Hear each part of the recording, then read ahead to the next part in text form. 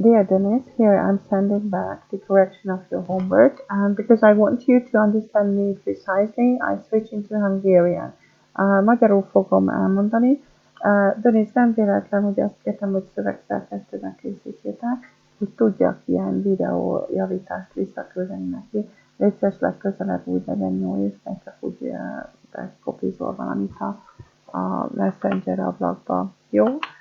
Ezen túl, ha szövegszerkesztőt használsz, azért is kértem, akkor segít abban, hogy az angol szöveget helyes legyen. Már ha beállítod a nyelvet, ezt úgy tudod beállítani, mutatom, hogy a véleményezésre kattintasz, ott a nyelvet választod, ellenőrzés nyelvének megadása, és beállítod az angolt.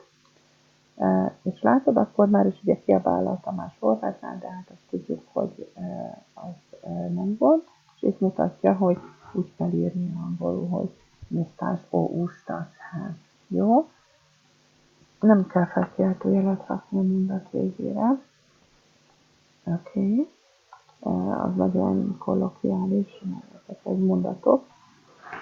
In his 20s. Oké.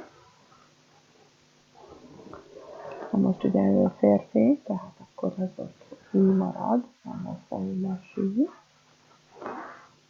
És ezt a has got szerkezetet használjuk, amit kértem, jó? Tehát ne hagyjuk el ezt a gatot, és beszéltük róla, hogy az ott a sorrend, hogy előbb elmondjuk a hajnak a formáját, hogy straight, aztán a hosszát, és aztán a színét, jó? Tehát így a szépen sorrend, és ugye veszőkre használunk, hogy he has got straight, short and black hair. Továbbra is fiú marad, tehát nem azt írjuk, hogy she, hanem azt írjuk, hogy he loves sports, he has a love, and he loves to wear sunglasses. Jó.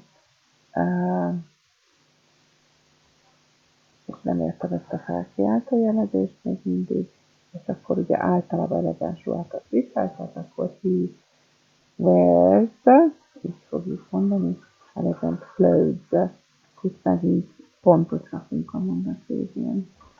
Ha azt írod, hogy you have, akkor azt mondod, hogy nekem van, nem. He has got a beard and a mustache, és még mindig pont lesz a végén. And he is married. Miért akarsz mindig felkiáltójeleket a mondat végére? His wife's name is Andrea. Jó, nagyon jó egyébként, jó? Ezekre kérlek szépen figyeljél. Köszönöm szépen. Good night.